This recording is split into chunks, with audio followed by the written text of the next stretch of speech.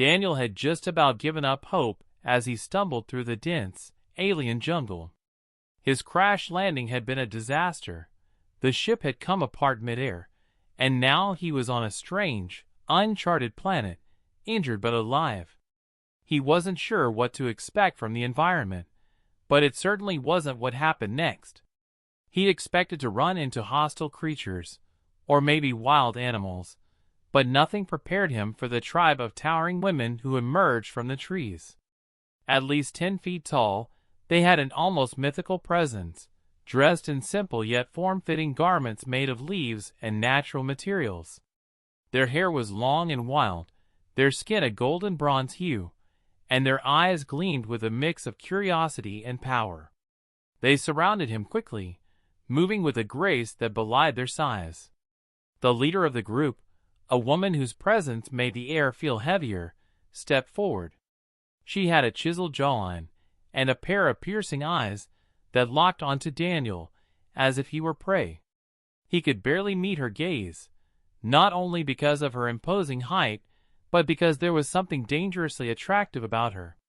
Her lips curled into a smirk, and she spoke in a deep, commanding voice. "You are the one who has arrived," she said, her tone a mixture of awe and authority. "The one our people have awaited." Daniel blinked, unsure of whether he was hearing her correctly. "Waited for?" he managed, feeling his stomach knot. He'd read enough sci-fi books to know that the one usually wasn't a good thing. Her eyes sparkled with something like amusement, and the others seemed to watch him intently, almost eagerly. "You have come to judge us," she continued, as if it were the most natural thing in the world. "To rate our sacred symbols, chosen by the ancestors." Daniel raised an eyebrow, the word, rate, sticking in his mind. "Sacred symbols?" The women around him nodded in unison, their gazes softening but still filled with expectation. "Yes," the leader replied. "We will show you our symbols, and you, as the chosen human, will rate them. It is your wisdom we seek, human. Your perspective is divine. Your rating will guide us." The absurdity of it all hit him in waves. Here he was, stranded on an alien planet, surrounded by towering women who spoke to him like he was some sort of mystical being. He couldn't help but laugh nervously. I'm not really a priest or anything. I'm an explorer. I'm not sure what you mean by rating these symbols. Do not worry, human. You will understand soon enough," the leader assured him, her voice smooth like silk. "We trust you. You will rate us well." Her tone carried an undeniable confidence that made Daniel's heart rate increase. Before he could protest or try to explain further, one of the women stepped forward. She was much younger than the others, her features soft and inviting. She smiled playfully at Daniel, her lips curving with mischievous intent. "Here is the first symbol," she announced, and from behind her, she presented, well, what Daniel could only describe as a giant, human-shaped silhouette, only it had very familiar proportions. A large, full-bodied symbol. The woman grinned knowingly as she waited for Daniel to respond. Daniel stared at the figure for a moment, blinking rapidly. There was no way he could have misinterpreted that. "Oh, right. Okay. Well, I guess I'd rate this highly."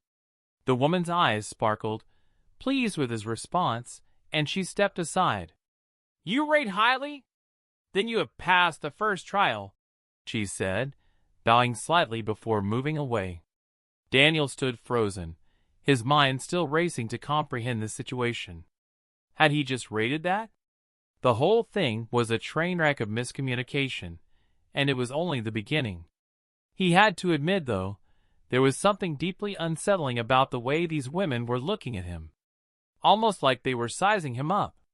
As he stood there trying to figure out his next move, another woman approached him, her presence exuding authority. She was taller than the first, with a more serious expression. She wasted no time. "Now, human, it is time for the next symbol. Judge it wisely." She presented what appeared to be another one of those, well, symbols. Daniel's face turned an even deeper shade of red. He was stuck in this absurd game, and the weight of the situation was slowly dawning on him. He had to rate these symbols, but what kind of assessment could he possibly offer? Should he be honest? Could he be honest? Or would that make things even worse?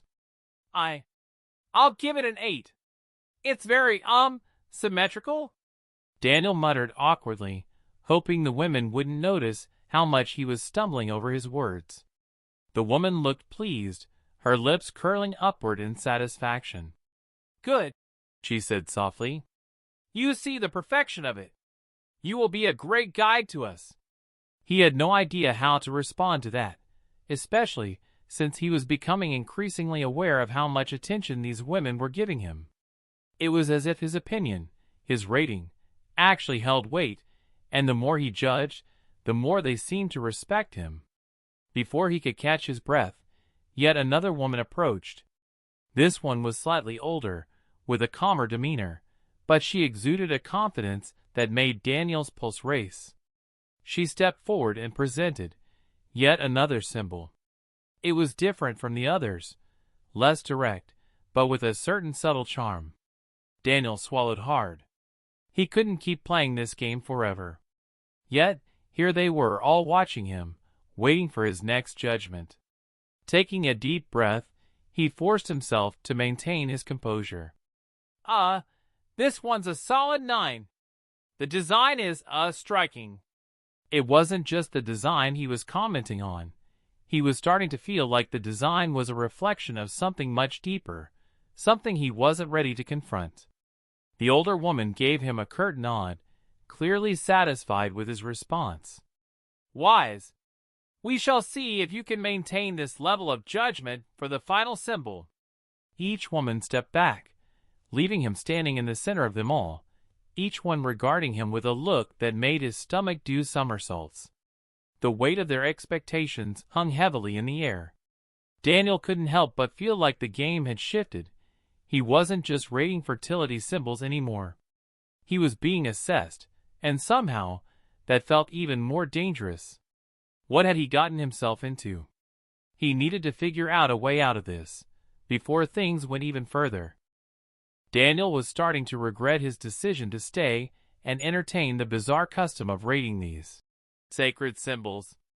What had started as an absurd misunderstanding had escalated into an even stranger situation, one where the women seemed to take his ratings as gospel truth.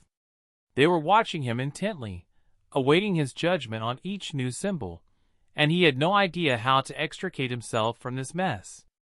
The more he rated, the more they seemed to respect his opinion, and he was growing increasingly uncomfortable. When the next woman stepped forward, he tried to keep his face neutral. She was tall, with sharp, angular features that screamed authority. Her name was Zara, he learned, and she had a certain regal quality to her presence. She presented her symbol with a deliberate slowness, as if to emphasize the sacredness of the moment. The symbol was, well, it was another giant fertility symbol, but this time it was even more exaggerated than the others. The proportions were impossibly large, and Daniel had to stifle a nervous laugh. Zara stood before him, waiting.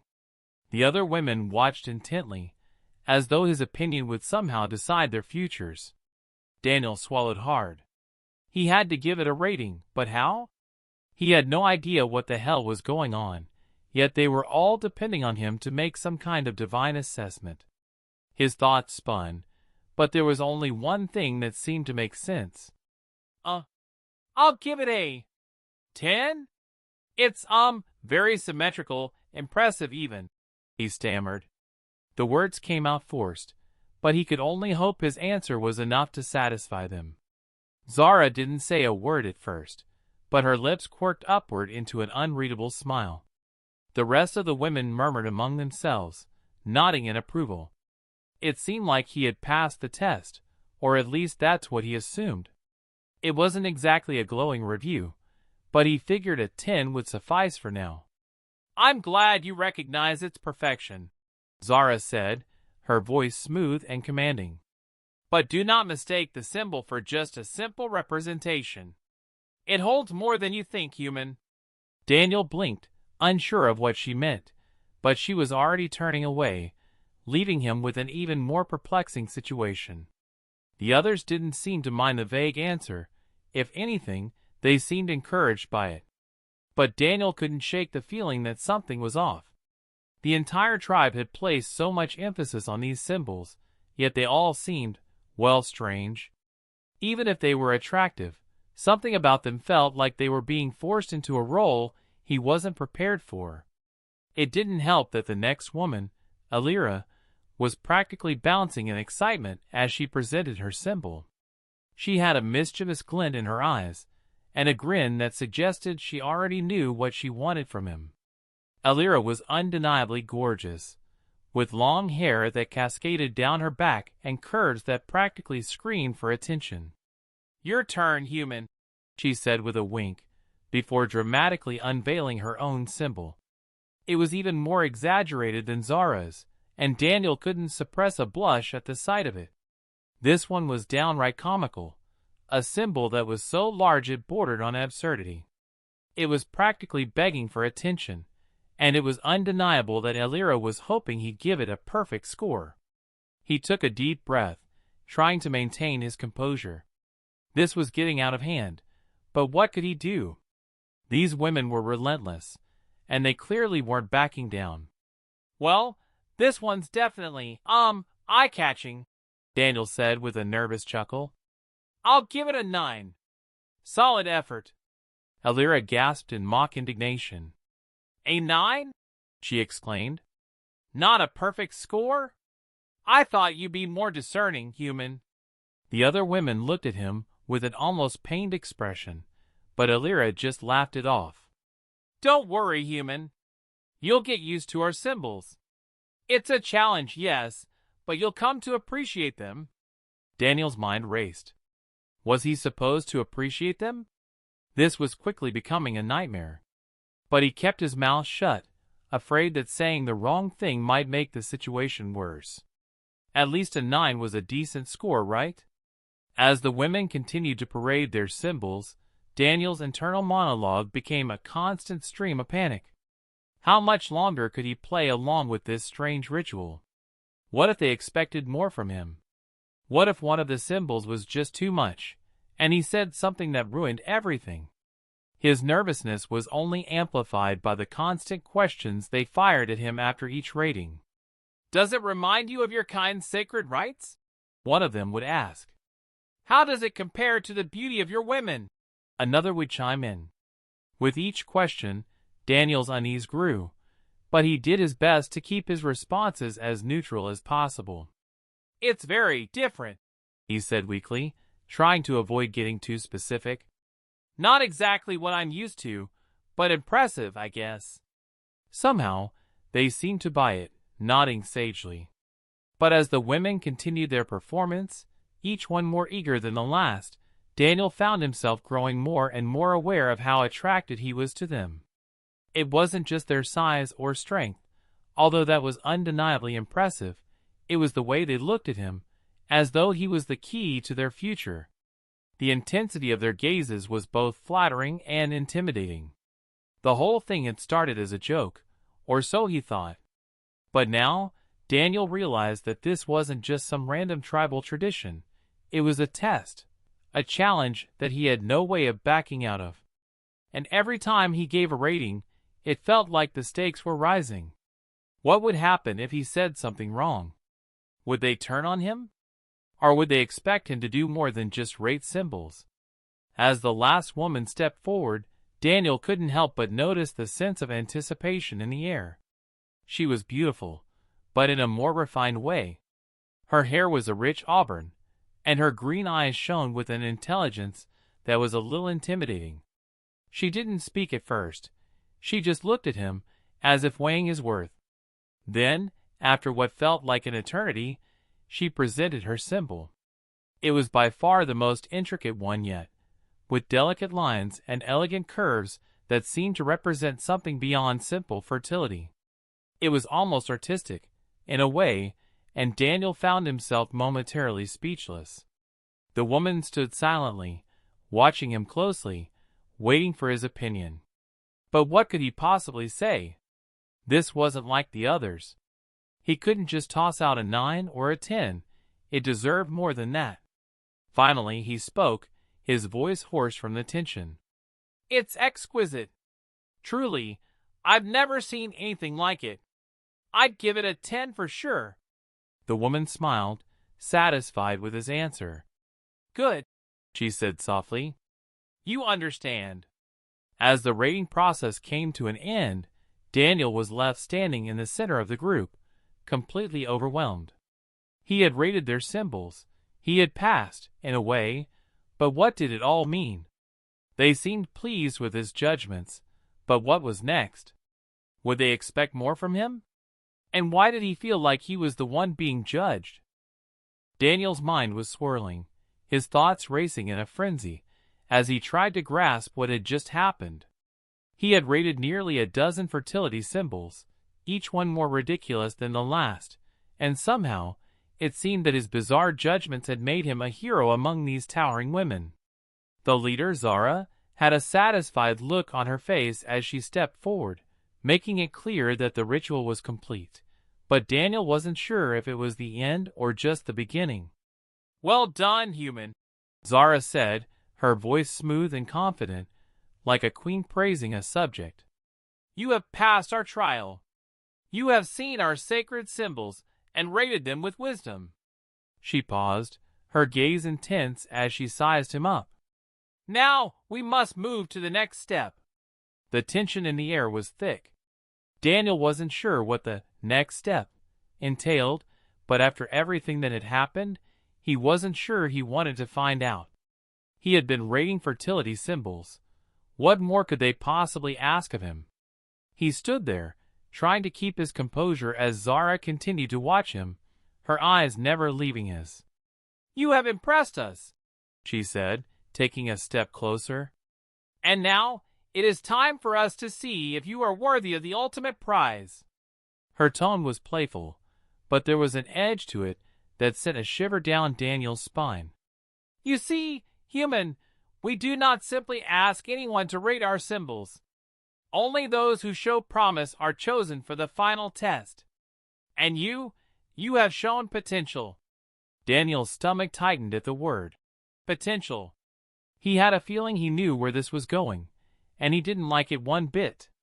But before he could speak or even protest, another woman, Alira, stepped forward, her eyes gleaming with excitement. "We've watched you, human," she said with a mischievous grin. "We've seen how you handled our symbols. Now we want to see if you can handle us." A nervous laugh escaped Daniel's lips, but it was clear that Alira wasn't joking. The other women nodded in agreement, their eyes burning with intensity. He felt like he was trapped in some kind of fever dream, unable to break free. His mind screamed for him to find a way out, but his body froze in place, as though paralyzed by their overwhelming presence. Alira reached out and touched his arm, her fingers lingering longer than necessary. "We've been waiting for someone like you, human," she said, her voice low and sultry. "Someone with wisdom, someone who can see the beauty of our symbols. Now we want to see if you can appreciate the beauty of us." Daniel's heart was pounding in his chest as he struggled to process what she was saying. He wanted to say something, anything, to get out of this, but the words wouldn't come. He had rated their symbols, but now they were asking for something much more personal. He wasn't sure if he could handle it. I don't think," he started, but Alira's finger pressed against his lips, silencing him. "No more words," she purred. "Only action." Before Daniel could protest further, Alira leaned in close, her lips brushing against his ear as she whispered, "We know your kind, human. We know what you want. We want to see if you're truly worthy of us." The air seemed to thicken with tension as the other women closed in, their eyes never leaving him. Each one of them was beautiful in her own right, each one more imposing than the last. He was caught in the middle of it, his body betraying him as his pulse quickened and his thoughts became a blur of confusion and desire. Zara stepped forward once more, her gaze never wavering from Daniel's. "You have judged us, human. You have seen our symbols. Now it is time for you to prove that you are worthy of being our mate." Mate. The word hung in the air like a heavy weight. Daniel had known this was where it was headed, but it still shocked him to hear it spoken so plainly. He wasn't ready for this. He wasn't even sure how to react. But the women around him were watching with such intense focus that he felt like he had no choice but to comply or risk disappointing them, and possibly never getting out of this situation. He swallowed hard, trying to steady his breath. I didn't sign up for this," he muttered, his voice shaky. Zara's smile was slow and knowing.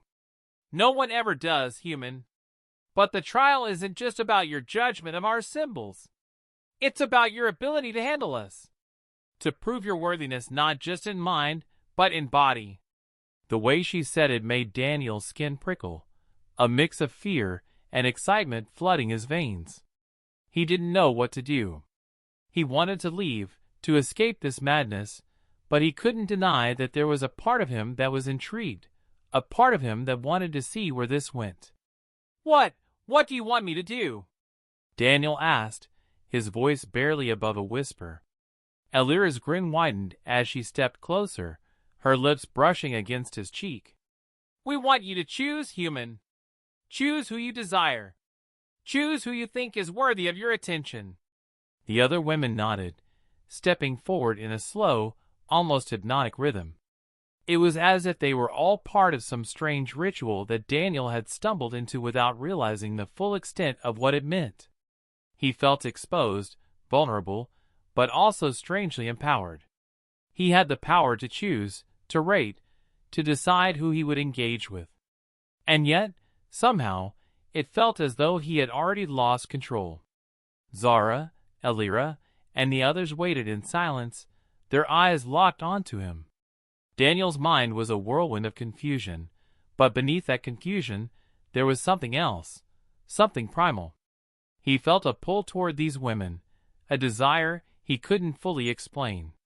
Their beauty was intoxicating, their presence overwhelming, and he couldn't deny that he was drawn to them in a way that made him forget his fears. He took a deep breath, his pulse racing, as he glanced between the women. His eyes lingered on Zara for a moment longer than the rest. There was something about her that commanded his attention. Maybe it was the authority in her voice, or the way she had carried herself throughout the entire ritual. Whatever it was, she was the one who had truly captured his interest. With a shaky exhale, Daniel stepped forward, locking eyes with Zara. "I choose you," he said, his voice low but steady. The other women watched in silence as Zara stepped closer, a satisfied smile spreading across her face. "Wise choice, human," she purred, her voice thick with promise. "You have proven your worth." Before Daniel could respond, Zara pulled him closer, her lips capturing his in a kiss that was both fierce and tender. He had no idea what he was getting into, but in that moment, he didn't care. Daniel's heart raced as he found himself at the center of this whirlwind. Zara's kiss was intense, unexpected, and undeniably commanding. He couldn't help but respond, his body betraying him as his lips parted under the pressure of hers. The moment stretched out, each second drawing him further into the orbit of these women and their strange, irresistible world. As the kiss deepened, his hands instinctively moved to her waist, pulling her closer. For a moment, it felt like the rest of the world had ceased to exist, like there was only the two of them, locked in this dizzying connection. But as quickly as it had started, Zara broke away, her lips curling into a satisfied smile. "You are full of surprises, human," she said, her voice a mixture of amusement and approval. "You passed our trial, but now we see if you can handle the rest of what comes with it." Daniel, still trying to catch his breath, stared at her, unsure of how to respond. He hadn't expected this level of intensity, and certainly hadn't expected it to happen so fast. But there was no turning back now. He was already in too deep. The other women watched the exchange closely, their expressions a mix of curiosity and approval. Zara stepped back, but the others didn't make a move to leave. It seemed like they were all waiting for something, waiting for Daniel to decide whether he was truly ready to take this further. Elira, the one with the mischievous grin, was the first to speak. You chose well, human. But there's more to this than just a kiss. You need to prove that you understand what it means to be with us, to be worthy of being a part of our tribe. Daniel's mind was still reeling from the kiss, but her words hit him like a bucket of cold water.